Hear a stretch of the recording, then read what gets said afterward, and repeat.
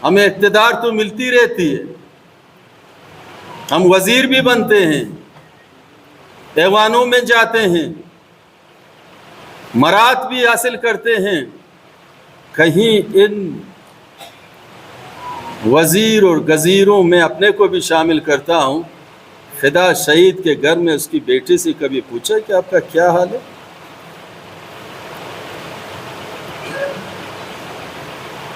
نہیں، لوگ قربان ہوتے رہے، ہماری گاڑی چلتی رہی، لیکن تاریخ کو آپ رد نہیں کر سکتے۔ تاریخ اور سچائی یہ ہے کہ آج اگر ہم ایوانوں میں ہیں ان لوگوں کی قربانیوں کی وجہ سے۔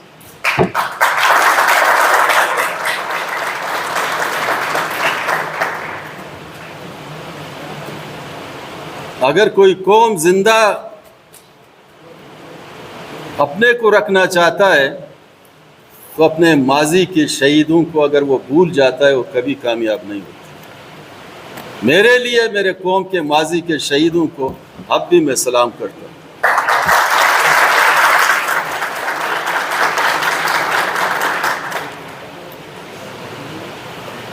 پارلیمانی سیاست یقینی کچھ مقصود گروہ کی خاطر نہیں ہے۔ پارلیمانی پالیٹکس میں مراد ہوتے ہیں، اور وہ جو ہم حاصل کرنا چاہتے ہیں مرکز سے اور صوبے سے، ہماری ذمہ داری ہوتی ہے کہ وہ ورکر جو ہمارے لیے دن رات کام کرتے ہیں،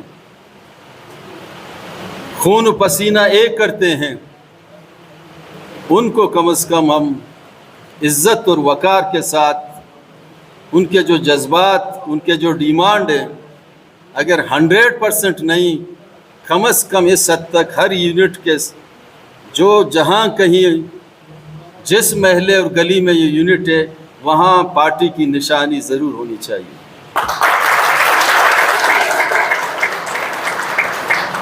ہم نے کیا ہے کوئٹہ میں، بڑی بات ہم نہیں کرتے ہیں۔ اگر 40 یونٹ ہیں، 40 یونٹوں میں ہماری نشانی ضرور موجود ہے، کسی بھی شکل میں موجود ہے۔ ہم ورکر کو اپنے سیاسی گاڑی کا ایندھن بنانا نہیں چاہتے ہیں۔ ورکر کو اپنا بھائی، اپنا ساتھی، اپنا ہم سفر، اپنی منزل کا، اس کاروان کا ایک بہتر سے بہتر ہمبل اور ساتھی سمجھتے ہیں۔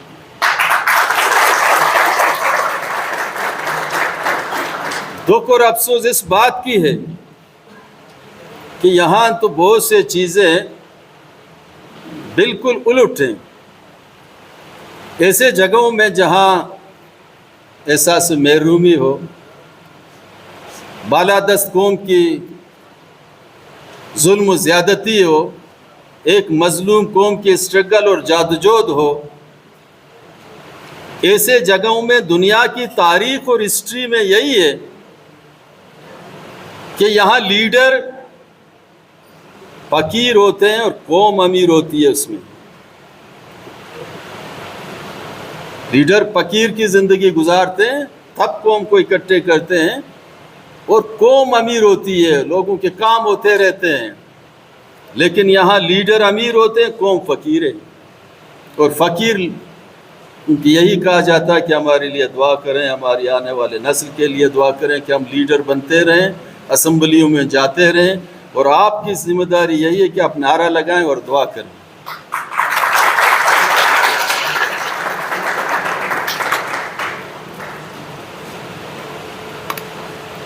ایک زیادتی ظلم اس حد تک ہے کہ اس وقت یہ ملک IMF کے اس حد تک قرضدار بن چکی ہے کہ تمام شرائط IMF کے ان کو ماننا پڑ رہے ہیں۔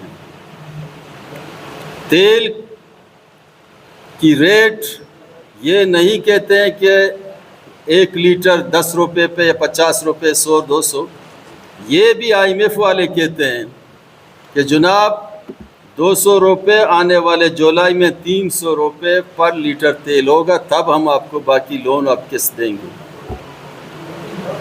اگر اس پوزیشن پہ سلسلہ چلتا رہا تو یقیناً یہاں مہنگائی کی طوفان اتنی ہوگی کہ کوئی روزی روٹی کے لیے تڑپتا رہے گا۔ سارے جتنے داعش ہیں جہاں کہیں لگے ہوئے ہیں وہاں لین لوگوں کی لگے گی، کیونکہ ذریعہ پیداوار جب نہیں ہوگا، قوت پیداوار نہیں ہوگا، جی ڈی پی آپ کا ختم ہوگا، تو صرف قرض کے طور پہ اگر آپ کہتے ہیں میں چیزوں کو چلاتا رہتا ہوں، وہ آپ کی ملک کی ترقی کی سبب نہیں بنے گی۔ لیکن اس میں بلوچستان کے لوگوں کی کوئی قصور نہیں ہے۔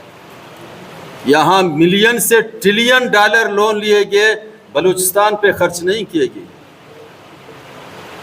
جہاں خرچ کیے گئے، جہاں لوگوں نے کرپشن کیا، تو ان لوگوں سے پوچھیں۔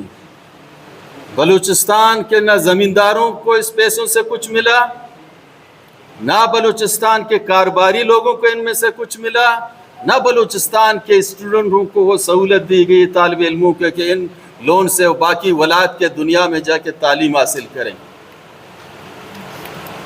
ابھی موجودہ بجٹ دیکھیں آپ، یہ جو موجودہ بجٹ پیش ہوا انتہائی مایوس کن۔ بلوچستان کے لیے کوئی نیا پروجیکٹ رکھا نہیں گیا۔ بلوچستان احساس محرومی میں ہے۔ بلوچستان کے لوگوں کی جو بنیادی فنڈامنٹل رائٹس ہیں وہ لوگوں کو دے دیں۔ اگر یہ سارے چیزیں صرف ایک قومیت کے لیے ہیں تو یہاں سے جب محرومیاں پیدا ہوں گی، جب آواز نکلے گی، جب لوگ چلائیں گے، جب چیخ نکلے گی، تو آپ اس کو بندوق کے نوک سے خاموش نہیں کر سکتے ہیں۔ اس کے لیے انصاف کے تقاضے پورے کرنے ہیں، جی اور جینے دو کی پالیسی کو اپنانا ہے، تب ہم کسی جگہ سے کسی منزل پہ جا کے پہنچ سکتے ہیں۔ طاقت کا استعمال افغانستان میں بہت ہوا، لیکن وہاں آخر میں ڈائلاگ کے ذریعے بہت سے مسئلوں کو حل کیا گیا، اور بلوچستان کا مسئلہ سیاسی ہے اور اس کو سیاسی طور پہ ہی ڈیل کرنا ہے، سیاسی نقطہ نظر سے دیکھنا ہے، سیاسی اینک سے دیکھنا ہے، سیاسی آنکھوں سے دیکھنا ہے۔ ہر بلوچ دہشت گرد نہیں ہو سکتا۔